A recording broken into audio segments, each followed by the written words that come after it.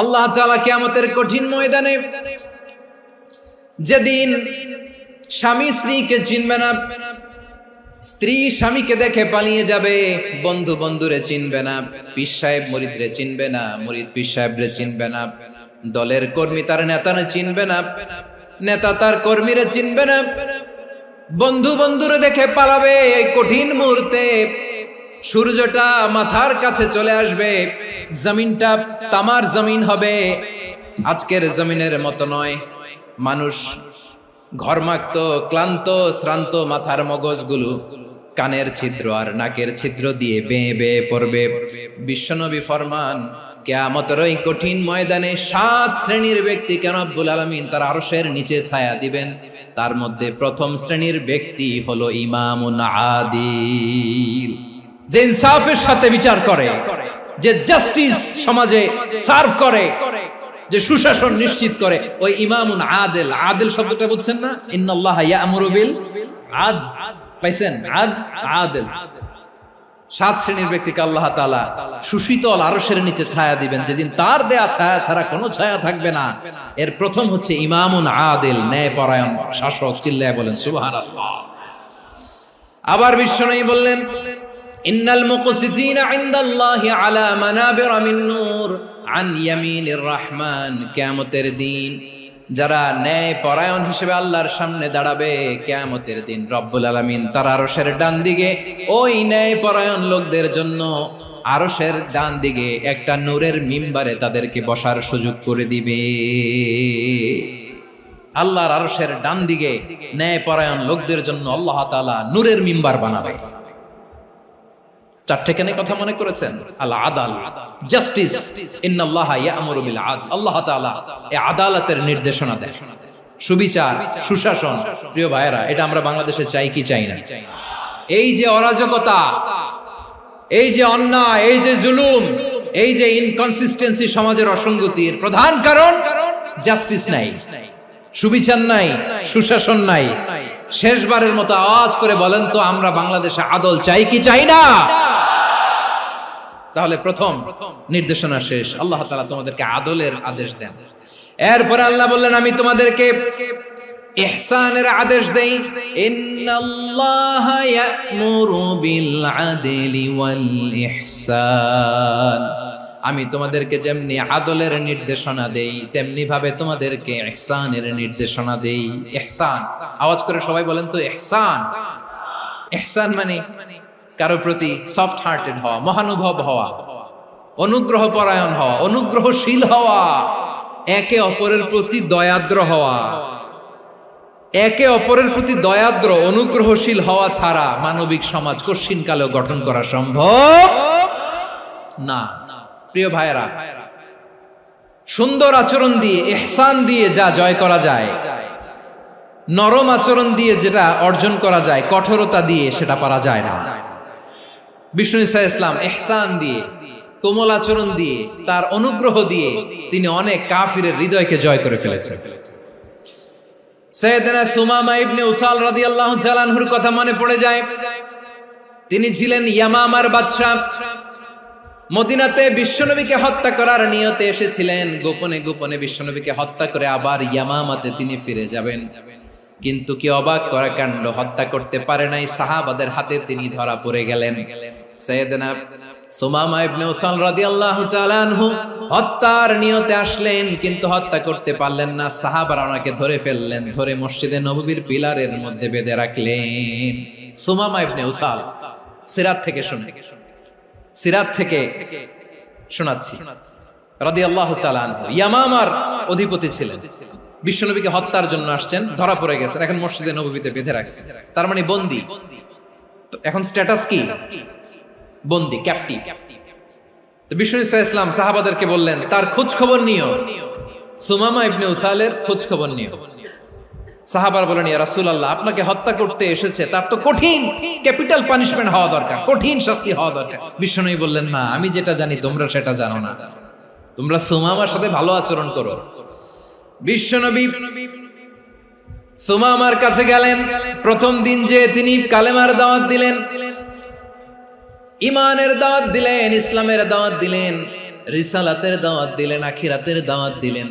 পরের দিন যে বিশ্বনবী সালাতের দাওয়াত দিলেন, যাকাতের দাওয়াত দিলেন, ইসলাম কি, কিভাবে, কেমন করে পালন করতে হয় চমৎকার আর্টিকুলেট করতে শুরু করলেন। তন্ময় হয়ে সুমামা ইবনে উসাল রাদিয়াল্লাহু তাআলা আনহু বিশ্বনবীর কথাগুলো শুনতে আরম্ভ করলো। একদিন নয়, 2 দিন নয়, টানা 3 দিন বিশ্বনবী সুমামার কাছে ইসলামকে প্রেজেন্ট করেছেন, উপস্থাপন করেছেন। আওয়াজ করে বলেন, কয় দিন? 3 দিন। 3 দিন মসজিদে নববীতে বাধা। আর সাহাবীদেরকে বললেন, তার খোঁজ খবর নিও, তোমরা যে রুটি বানাও এর মধ্যে সবচেয়ে ভালো আটার রুটিটা তারে দিও, সবচেয়ে রিফাইন্ড খেজুর, যেটা পিওর খেজুর, এটা তারে দিও। আর বিশ্বনবী নিজের উট থেকে দুধ দহন করে ওনার বাড়ির এক কর্মচারীকে বলেছেন, দুধ দহন করে সুমামার জন্য নিয়ে যেও। সুবহানাল্লাহ পড়বেন না? সবাই তো অবাক, ইয়ামামা থেকে আসছে নবীকে হত্যা করতে, বিশ্বনবী দেখে তারে জামাই আদর করে।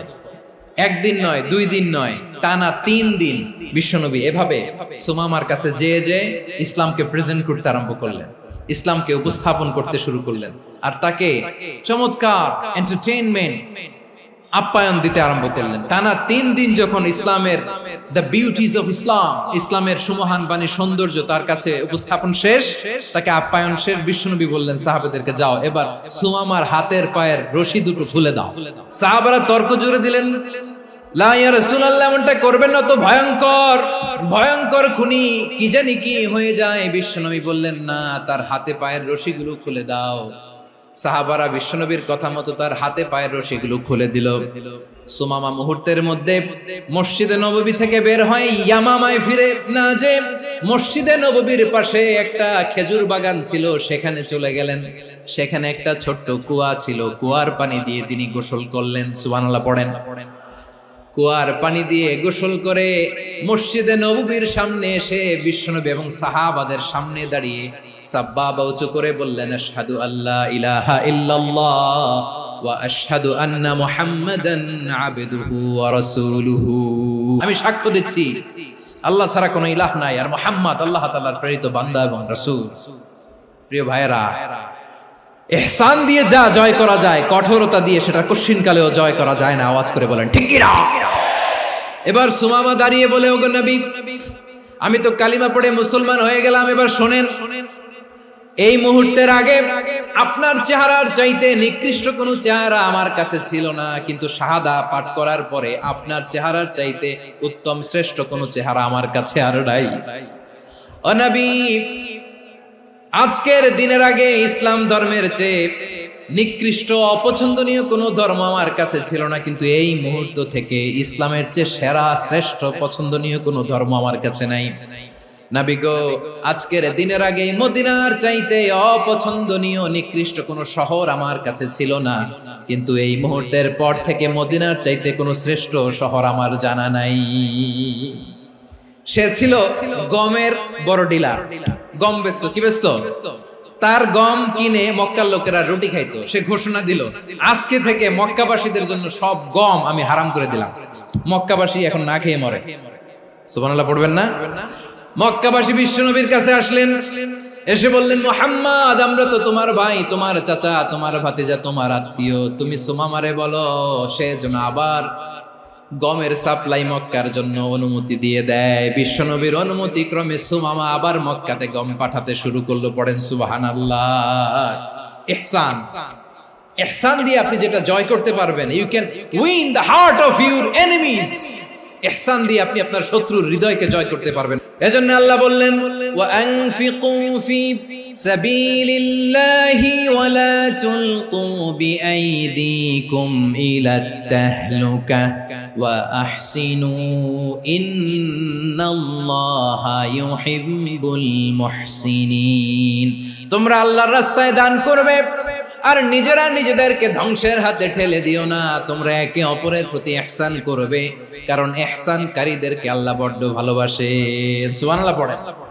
আবার সূরা রহমানে আল্লাহ বললেন, হাল জাযাউল ইহসানি ইল্লাল ইহসান ফাবিআইয়ি আলা, সবাই পড়েন ফাবিআইয়ি আলাই রাব্বিকুমা তুকাযযিবান। ইহসানের প্রতিদান হিসেবে ইহসানি হয়। বিশ্বনবী সুমামার প্রতি যেমন ইহসান করেছেন, সুমামাও ঠিক তেমন ইহসান ফিরিয়ে দিয়েছে। ঠিক কিনা বলেন? তাহলে এক নম্বরে হচ্ছে আদ, ন্যায় বিচার। দুই নম্বরে সবাই বলেন ইহসান, সদাচরণ। ইহসান দুই ধরনের প্রিয় ভাইরা, ইহসান ফিল ইবাদা, ইহসান ফিল মুআমালা।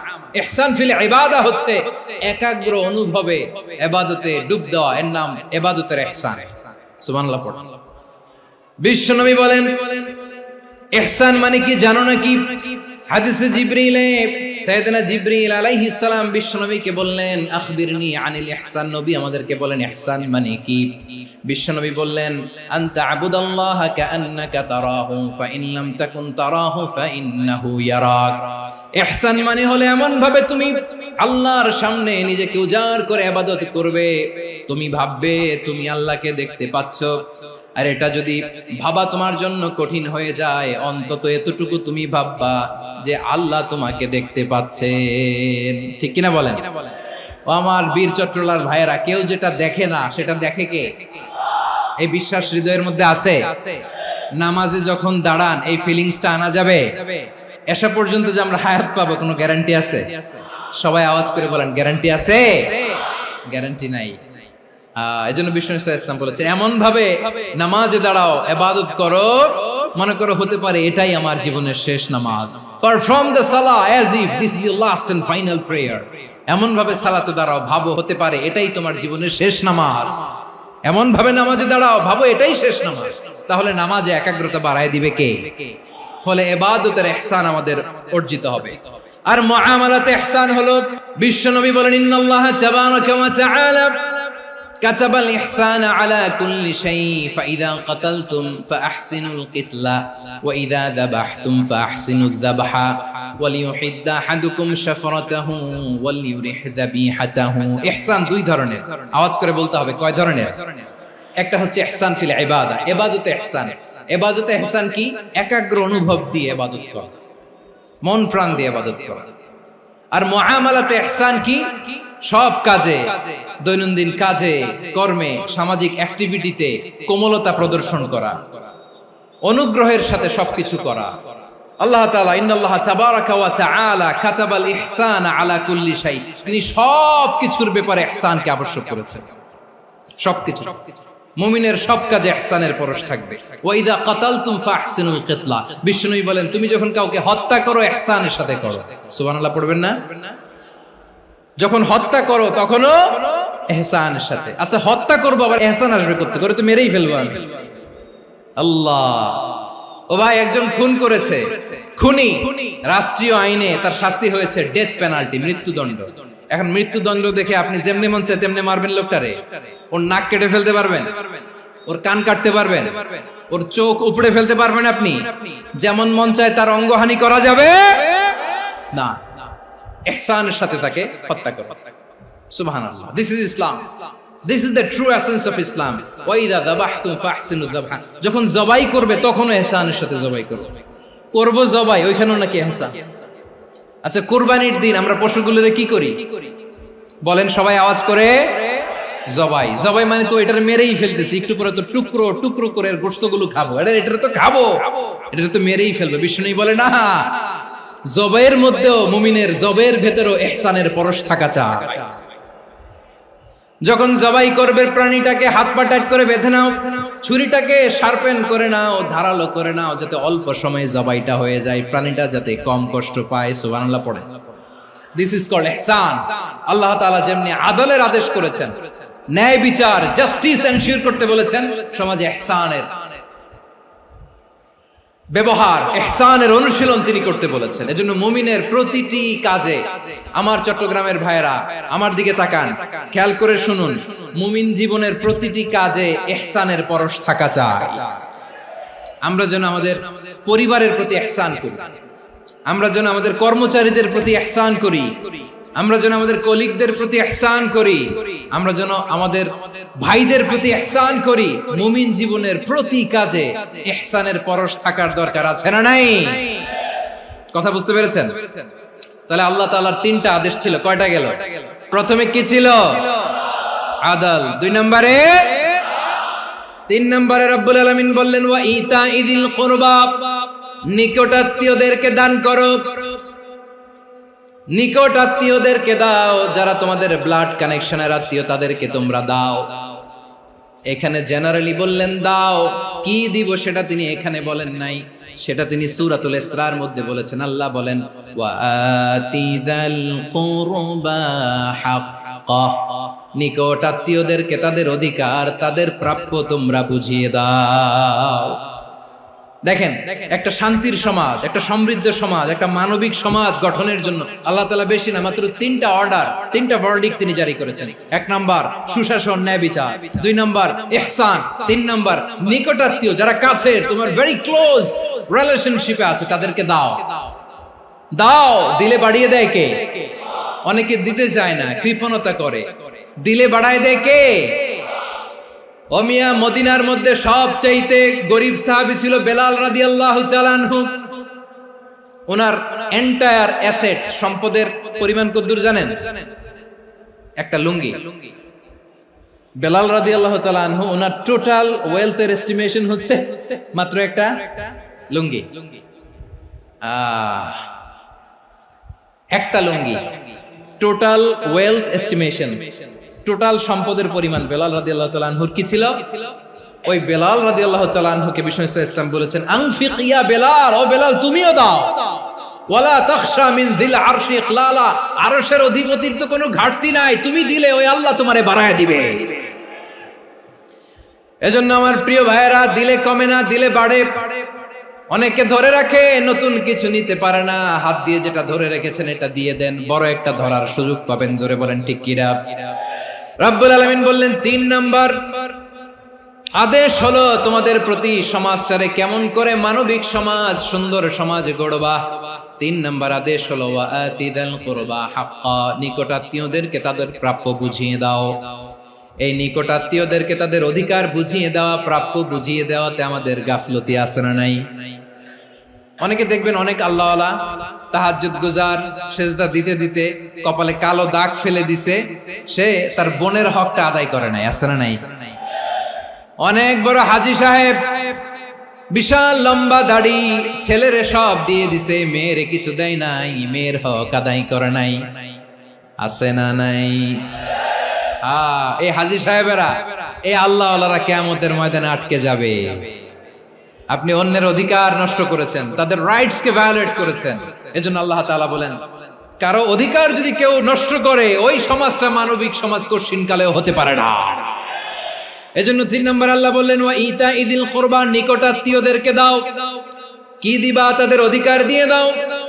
বোনের অধিকার বুঝিয়ে দাও, মেয়ের অধিকার বুঝিয়ে দাও, ফুফুর অধিকার বুঝিয়ে দাও। দেখবেন অনেক মায়েরা ছেলের পাতে মুরগির রান দেয়, মেয়ের পাতে দেয় মুরগির ঠ্যাং। তো মেয়ের কি মুরগির রান খেতে মনে যায় না? মনে যায় না? এমনটা করা যাবে না। নিকটাত্মীয়দেরকে অধিকার দিয়ে দাও, নিকটাত্মীয়ের সাথে সুসম্পর্ক রাখো। আদেশটা কার? এজন্য প্রিয় ভাইয়েরা, জীবনে যদি বারাকা অর্জন করতে চান, নিকটাত্মীয়দের সাথে সুসম্পর্ক রাখতে হবে, তাদের জন্য উপহার পাঠাতে হবে। বিশ্বনবী বলেন লা ইয়াদখুলুল জান্নাতা কাতে, যে ব্যক্তি আত্মীয়তার সম্পর্ককে ছিন্ন করে দেয়, সে কঠিন কালেও আল্লাহর জান্নাতে ঢুকবে না। আপনি কি এটারে সহজ হাদিস মনে করছেন? এটা সহজ কথা?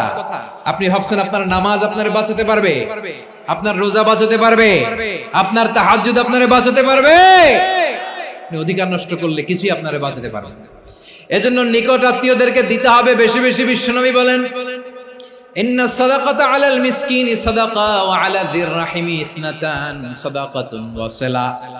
মিসকিন রে দান করলে শুধু দানের সওয়াব হয়, নিকট আত্মীয়কে দান করলে 2টার সওয়াব হয়, সাদাকার সওয়াব হয়, আবার আত্মীয়তার বন্ধন অটুট রাখার সওয়াব হয়ে যায়। আবার বিশ্বনবী বললেন মান সাররাহু আইয়ুবসাতা লাহু ফি রিজকিহি ওয়া ইনসালাহু ফি আসারিহি ফালইয়াসিল রাহিমা। যে ব্যক্তি তার রিজিকের প্রশস্ততা চায় আর হায়াতে বরকত চায়, সে যেন তার আত্মীয়ের সাথে সুসম্পর্ক রাখে। আমার প্রিয় চট্টলার ভাইয়েরা, আমাদের রিজিক বাড়ুক, এটা আমরা চাই কি চাই না? সবাই চান? হ্যাঁ, আমাদের রিজিকে প্রশস্ততা আসুক, চাই কি চাই না? আমাদের হায়াতে বরকত আসুক, আমরা চাই কি চাই না? এই দুইটা যদি চান তাহলে নিকটাত্মীয়দের সাথে সুসম্পর্ক রাখবেন। পারবেন? তাহলে সমাজটারে মানবিক সমাজ বানায় দিবে কে? তিনটা আদেশ চলে গেল। 1 নম্বরে কি ছিল? 2 নম্বরে, 3 নম্বরে নিকটাত্মীয়দেরকে দান। আল্লাহ তাআলা তিনটা জিনিসের যেমনি আদেশ করেছেন, অনুরূপ ভাবে তিনটা বিষয় তিনি বারণ করেছেন, নিষেধ করেছেন, ওগুলোর কাছেও যাওয়া যাবে। রাব্বুল আলামিন বলেন, ওয়ায়ানহা আনিল ফাহশাই ওয়াল মুনকারি ওয়াল বাগি।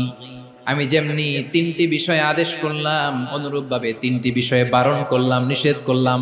আমার 1 নাম্বার নিষেধাজ্ঞা হলো অশ্লীলতার প্রতি। ফাহশা, ওয়ায়ানহা আনিল ফাহশা, আল্লাহ তাআলা অশ্লীলতাকে নিষেধ করেছেন। কোন জিনিসকে? সবাই বলুন, কোন জিনিসকে? যত ধরনের, যত টাইপের, যত ক্যাটাগরির অশ্লীলতা হতে পারে সব অশ্লীলতাকে হারাম করেছেন কে? ফাহশা মানে কি? কথায়, কাজে, আচরণে, কমেন্ট, ফেসবুকের কমেন্টসে যত ধরনের নোংরামো আছে, যত ধরনের অশ্লীলতা আছে, এটাকে আরবিতে বলে ফাহশা। রাব্বুল আলামিন বলেন, কুল ইন্নামা حرم ربي الفواحش ما ظهر منها وما بطن। ও নবী, আপনি বলে দেন, আমার রব প্রকাশ্য, অপ্রকাশ্য, স্পষ্ট কিংবা অস্পষ্ট, দৃশ্যমান কিংবা অদৃশ্যমান সব অশ্লীলতাকে হারাম করেছেন। সব ধরনের অশ্লীলতা হারাম। আল্লাহ তাআলা আমাদেরকে অশ্লীলতা থেকে বাঁচান। এবার বলেন, আমাদের সমাজে অশ্লীলতা আছে না নাই? অশ্লীলতা নানা ভাবে, নানা নামে, নানা মোড়কে আমাদের সমাজে আছে না নাই? সংস্কৃতির নামে, ফ্যাশনের নামে, বিনোদনের নামে, উপন্যাসের নামে, কনসার্টের নামে অশ্লীলতা আছে না নাই? আপনি দেখেছেন কনসার্টগুলোর অবস্থা? আমাদের তরুণ তরুণীরা, আমাদের যুবক যুবতীরা, আমাদের জেনজিরা, কি অবস্থা ওইখানে? কনসার্টের নামে অশ্লীলতা আছে না নাই? ছেলে মেয়ে একে অপরকে জড়ায় ধরতেছে, একে অপরকে চুমু খাচ্ছে, প্রকাশ্যে, দিবালোকে, গণমানুষের সামনে। আল্লাহ তাআলা এই অশ্লীলতা থেকে আমাদেরকে বেঁচে থাকতে বলেছেন। রূপালী জগতের নামে অশ্লীলতা আছে না নাই? এই টার্মটা আপনারা জানেন না? রূপালী জগৎ কি জগৎ? আসলে কি রূপালী জগৎ না অন্ধকার জগৎ? আমার বোনেরা, আপনাদেরকে যে কি বলে তারা বুঝায়, রূপালী জগৎ শুনেই আপনি ভরকে যাবেন না। রূপালী জগতে যে নারী যত বেশি উলঙ্গ, সে নাকি তত বেশি সাহসী। জানেন? বলে এটা একটা সাহসী নারী, খুব সাহসী পদক্ষেপ তার। যত বেশি শরীর থেকে কাপড় নামাতে পারবে, যত বেশি বস্ত্রহীন হয়ে নিজেকে প্রেজেন্ট করতে পারবে, সে নাকি তত বেশি সাহসী। আমার চট্টলার ভাইয়েরা, শয়তানের প্রথমে এজেন্ডা ছিল বনি আদমকে বস্ত্রহীন করা। সে আদম এবং হাওয়া আলাইহিস সালামকে নিষিদ্ধ গাছের ফল খাইয়ে তাদেরকে বস্ত্রহীন করেছে। এই জামিনেও সে আমাদেরকে বস্ত্রহীন করতে চাইবে। এই রূপালী জগতের নামে তারা এটা করে। আমার প্রিয় বোনেরা, আপনি জানেন না আপনার দাম কত? ওরা আপনাদেরকে বিজ্ঞাপনের সস্তা পণ্য বানাতে চায়। ওরা আপনাদেরকে ওদের ভোগের লিপসার টুলস বানাতে চায়। ওরা আপনাদেরকে দিয়ে ওদের খায়েশ পূরণ করতে চায়। এটা আপনাদের জন্য মোটেও ডিগনিটি নয়, এটা আপনাদের জন্য সম্মান নয়। আপনার সম্মান শালীনতায়, আপনার সম্মান হেজাবে, আপনার সম্মান ভদ্রতায়, আপনার সম্মান আপনার ডিসেন্ট পোশাকে। পোশাক বলে দেয় এই নারীটা ভদ্র না অভদ্র। পোশাক বলে দেয় এই মেয়েটা কোন ঘরের মেয়ে। আপনি জানেন না, আপনার সস্তা পণ্য বানায়, ভোগের পণ্য, বিলবোর্ডে আপনাকে উলঙ্গ করে উপস্থাপন করে। এই অশ্লীলতার সাথে ইসলামের কোনো সম্পর্ক। এজন্য আল্লাহ বলেন, আমি অশ্লীলতাকে হারাম করেছি। অশ্লীলতাকে হারাম করার প্রথম কারণ হলো এর মাধ্যমে মানবতাকে অপমানিত করা হয়। কারণ মানুষের সম্মান মানুষের পোশাকে। মানুষ যখন পোশাকহীন হয়ে যায়, বস্ত্রহীন হয়ে যায়, তার সম্মান কমে যায়। ঠিক কিনা? অশ্লীলতাকে হারাম করার প্রথম কারণ হচ্ছে মানুষ মানুষকে অপমান করে। একটা নারী, সে তো সম্মানিত, নারী যে কত সম্মানিত নারীর এটা বুঝেই নাই। বিশ্বনবী বলেন আদ-দুনিয়া কুল্লুহা মাতা ওয়া খায়রু মাতা'আদ দুনিয়া আল মারআতুস সালিহা। আমার বোনেরা, 5টা প্যান্ডেলে আপনারা এলইডিতে আমার আলোচনা শুনছেন, আমি জানি। আপনাদের এই গর্ভ যে কত দামি আপনি জানেন না। আপনার পেট থেকেই আসবে আগামী দিনের সালাহুদ্দিন আল আইয়ুবী, আপনার পেট থেকেই আসবে অনাগত দিনের ইমাম মাহদী আল মুনতাযর, আপনার পেট থেকেই আসবে অনাগত দিনের ফয়সাল, ওয়াসিম, মুগ্ধ, আবু সাইদের মতো বীর যোদ্ধা। আমার প্রিয় বোনেরা, আমার প্রিয় বোনেরা, বিশ্বনবীর কথার ওজন খেয়াল করেন। আদ-দুনিয়া কুল্লুহা মাতা ওয়া খায়রু মাতা'আদ দুনিয়া আল মারআতুস সালিহা। দুনিয়ার সবকিছুই অ্যাসেট, এর মধ্যে সবচেয়ে দামি অ্যাসেট নেককার নারী। আপনার গর্ভ যে কত দামি আপনি জানেন না। নিজের সময়টাকে কাজে লাগান, কোরআন পড়েন, সুন্নাহ পড়েন। আপনার অনেক দায়িত্ব ঘরে। You are the MD of your family. একটা family it's a very big institution. পরিবার একটা অনেক বড় প্রতিষ্ঠান, and you are the MD of your institution. আপনি এই পরিবারের MD, managing director of your family. এখানে আপনার কত দায়িত্ব। আপনি ছেলে মেয়েদেরকে তারবিয়া করবেন, আপনি আপনার স্বামীর জন্য ঘরটারে জান্নাতের নীর বানাবেন, আপনার জন্য জান্নাতের ডুপ্লেক্স বাড়ি ওইখানে তৈরি করে রাখবে কে?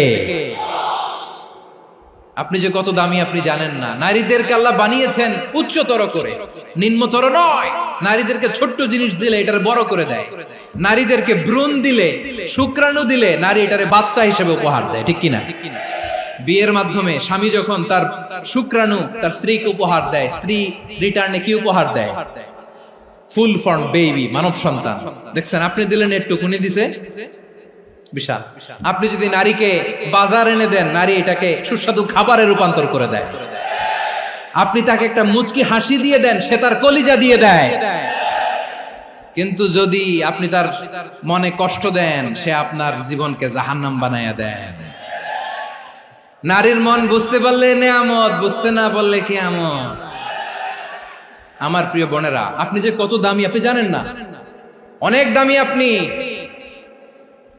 আপনাদেরকে যেন ভোগের সস্তা পণ্য বানাতে না পারে, আপনাদেরকে সচেতন থাকতে হবে।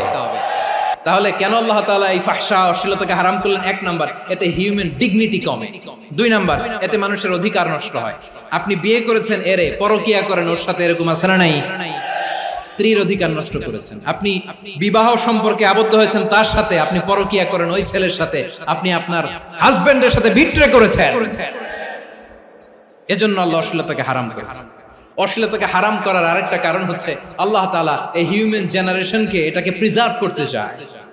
হিফজুন নাসল, এটা মাকাসিদুশ শরিয়ার অনেক গুরুত্বপূর্ণ একটা মাকাসিদ, অনেক গুরুত্বপূর্ণ। আপনার নাসল, আপনার জেনারেশনকে সংরক্ষণ করা। এই যে আসতেছে ফেব্রুয়ারি, কত ফেব্রুয়ারি জানো? এটা কি বিশ্ব ভালোবাসা দিবস? হ্যাঁ, কি দিবস? এই বিশ্ব ভালোবাসা দিবসের সাথে মুসলমানদের কোনো সম্পর্ক নাই। আমার প্রিয় ভাইরা, এই যে আপনি অবৈধ সম্পর্কে জড়ালেন, কেন আল্লাহ অশ্লীলতাকে হারাম করেছে দেখেন। বলতেছিলাম যে এটা আপনার নাসল, আপনার জেনারেশন, আপনার লিনিয়েজ, আপনার বংশকে প্রিজার্ভ করা। কে কার বাবা, কে কার মা, বাবা মা জানা, প্রজন্মকে প্রিজার্ভ করা, এটা ইসলাম ওয়াজিব করে দিয়েছে।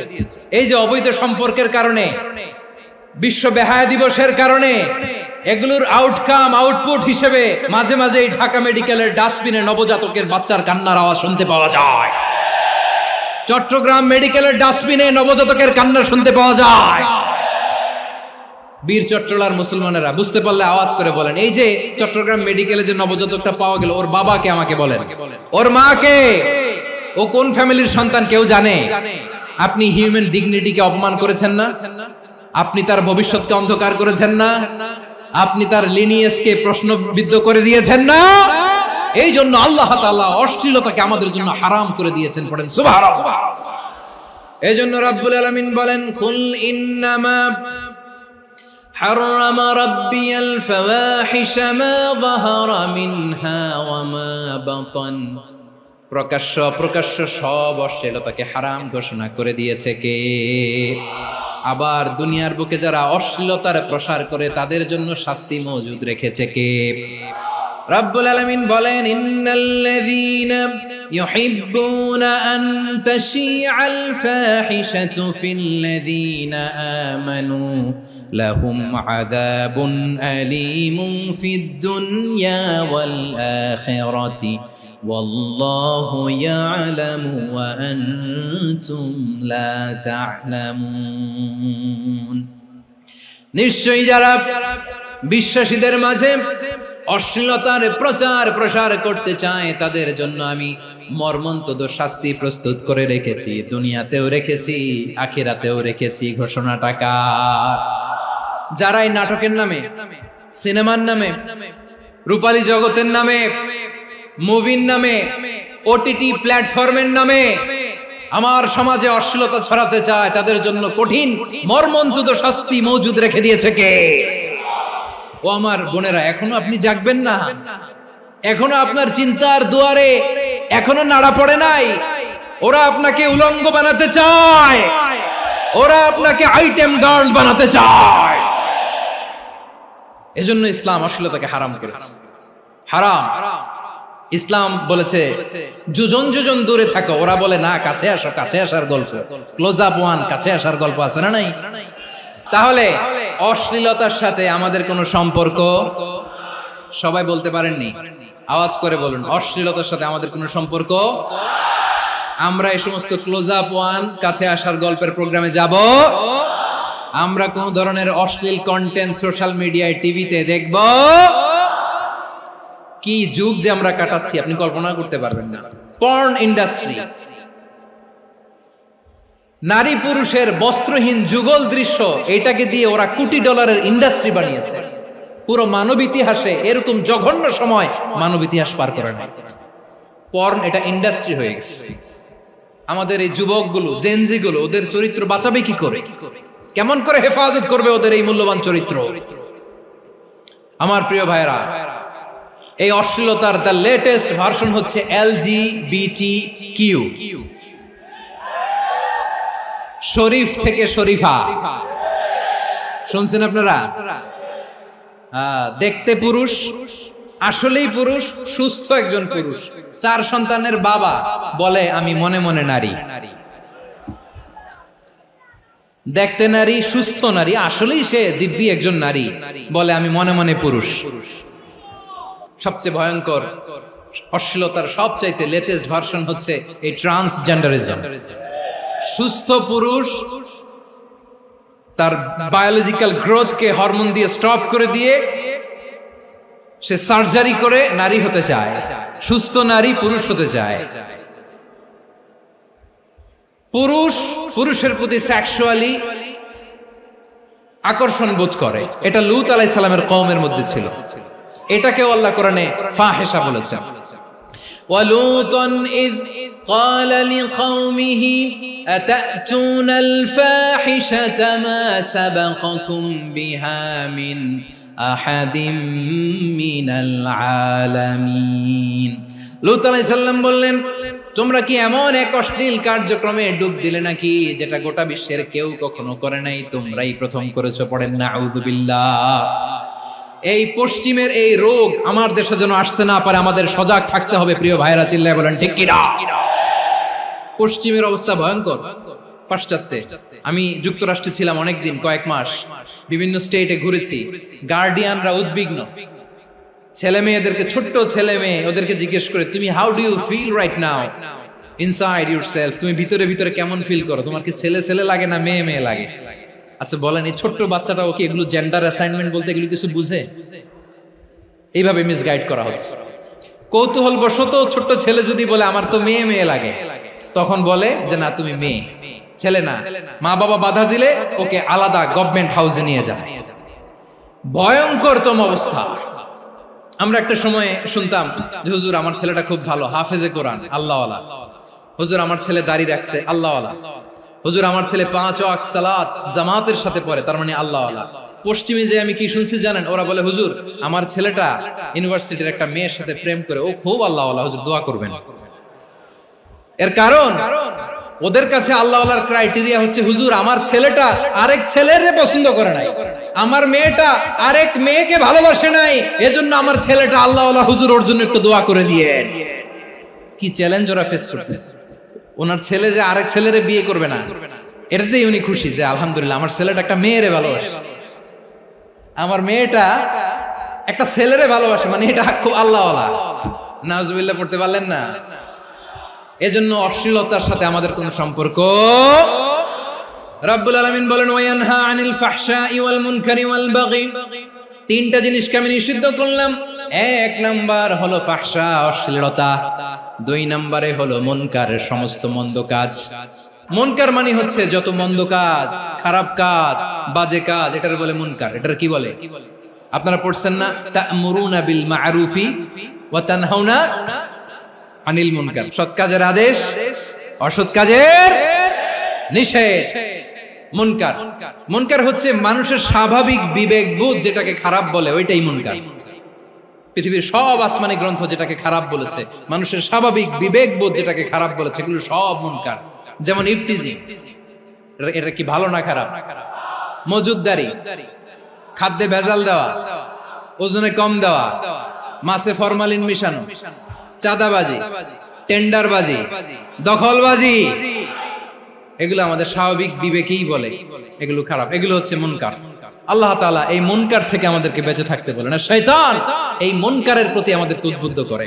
আল্লাহ তাআলা বললেন, ইয়া আইয়ুহাল্লাযীনা আমানু লা তাত্তাবিউ খুতুওয়াতিশ শাইতান ওয়া মান ইয়াত্তাবি' খুতুওয়াতিশ শাইতানি ফাইন্নাহু ইয়া'মুরু বিল ফাহশাই ওয়াল মুনকার। আল্লাহ বললেন, আমার গোলামেরা শোনো শোনো, ও আমার বিশ্বাসী বান্দারা খবরদার, তোমরা কশিনকালেও শয়তানের পদাঙ্ক অনুসরণ করবে না, কারণ শয়তান তোমাদেরকে অশ্লীলতা এবং মন্দ কাজের দিকে উদ্বুদ্ধ করে। আমাদের কাজ হচ্ছে শয়তান আমাদেরকে যেদিকে নিতে চায় আমরা তার উল্টা দিকে যাব। শয়তান এই মন্দ কাজকে আমাদের কাছে বিউটিফাই করে, চাকচিক্যময় করে আমাদের সামনে উপস্থাপন করে। এজন্য আল্লাহ বলেন মুনকারকে থামাতে হবে, মুনকার প্রতিরোধ করতে হবে। মুনকার প্রতিরোধের দায়িত্ব শুধু আমাদের নাকি? শুধু আপনার খতিব সাহেবের, ইমাম সাহেবের, নাকি মুসলিম উম্মার সবার? আওয়াজ করে বলুন, মুনকার অসৎ কাজ প্রতিরোধের দায়িত্ব কার? রাব্বুল আলামিন বলেন, কুনতুম খায়রা উম্মাতিন উখরিজাত লিন-নাসি তা'মুরুনা বিল মা'রুফি ওয়া তানহাউনা আনিল মুনকার। তোমাদেরকে শ্রেষ্ঠ জাতি করে জমিনের মধ্যে আবির্ভূত করা হয়েছে, যাতে করে তোমরা জমিনের ভেতরে সৎ কাজের আদেশ করতে পারো আর অসৎ কাজের নিষেধ করতে পারো। উম্মাহ, কুনতুম খায়রা, তাহলে গোটা উম্মার দায়িত্ব, এটা বুঝতে পারছেন তো? আচ্ছা, আরো নিচে আসেন।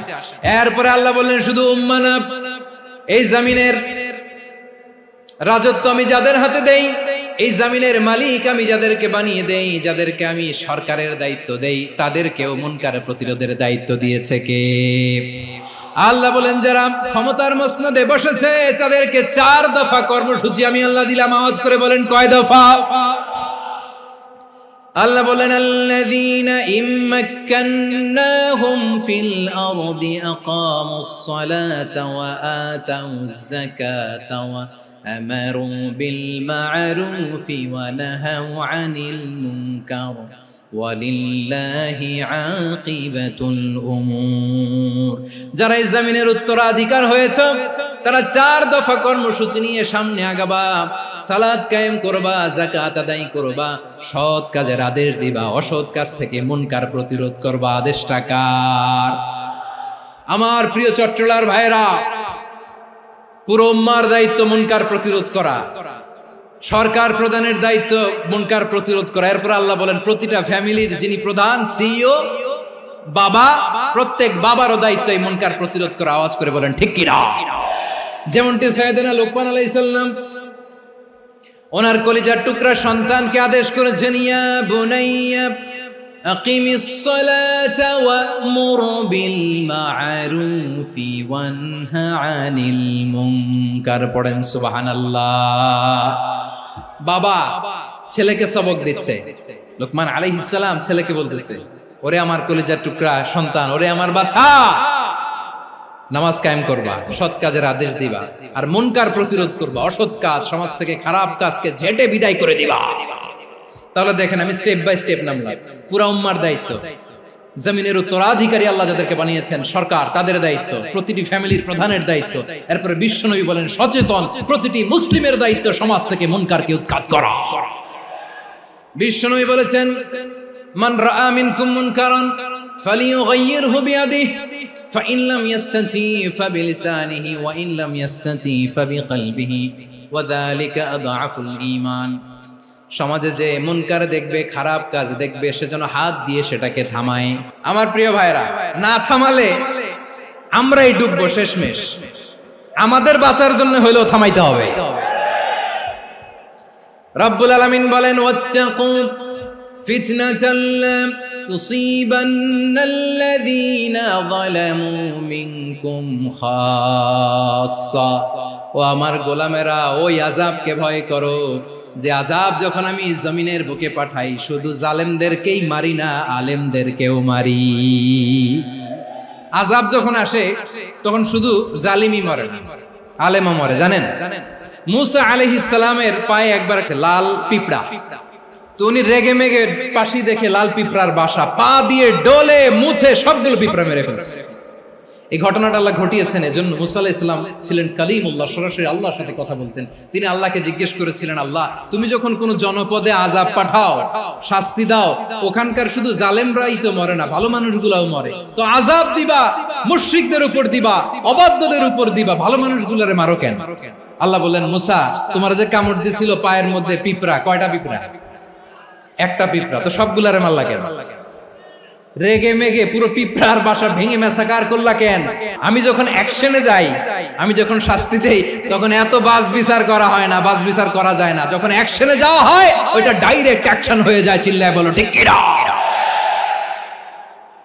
এজন্য আমাদের বাঁচার জন্য হলেও এই পাপ থামাতে হবে, এই শয়তানের অট্টহাসি থামাতে হবে, অন্যায় অপরাধ সমাজ থেকে আমাদের থামাতে হবে। কারণ আযাব আসলে ওরাও মরবে, আমরাও মরব। একটা জাহাজ 2 তলা, আপনি আছেন 2য় তলায়। নিচের তলার কিছু লোক জাহাজের তলা ছিদ্র করতে আরম্ভ করছে। কি ছিদ্র করতেছে? আচ্ছা, জাহাজের তলা ছিদ্র করলে তলা দিয়ে কি ঢুকে? এখন আপনি যদি বলেন আমার কি, আমি তো 2 তলায়, আমি তো ভালো আছি, ওরা ছিদ্র করে ওরা মরবে। আসলে কি শুধু ওরা মরবে? তলা দিয়ে যখন পানি ঢুকবে, জাহাজ ডুবলে আপনিও মরবেন। এজন্য নিজে মরার আগে ওই পাগলগুলোর নিচতলায় যে থামাতে হবে। চিল্লায় বলেন ঠিক কি না? এজন্য আল্লাহ বললেন, মুনকার প্রতিরোধের দায়িত্ব সমাজের টপ টু বটম সবার। এজন্য মুনকার প্রতিরোধ করার দরকার আছে না নাই? সমাজে এই যে ইফটিজিং হয়, আপনার বোনের বয়সী একটা মেয়েকে কিছু বখাটে টিটকারি করে, এই বলে সেই বলে, নোংরা কথা বলে, রাস্তায় দেখেও আপনি পাশ দিয়ে না দেখার মতো চলে যান কেন? আপনি দাঁড়ান না কেন? আপনি দাঁড়ালেই তো থেমে যাবে, কারণ সত্যের যে শক্তি, তার সামনে মিথ্যা মুখ থুবড়ে পড়ে। আপনার সামনে ও কিছুই না, নাথিং। আপনি দাঁড়ান, ওকে প্রশ্ন করেন যে আমার বোনকে তুমি ডিস্টার্ব করো কেন? আপনাকে দেখে আরো 5 জন দাঁড়াবে, 5 জনকে দেখে আরো 10 জন দাঁড়াবে। আমাদের নীরবতা আর আমাদের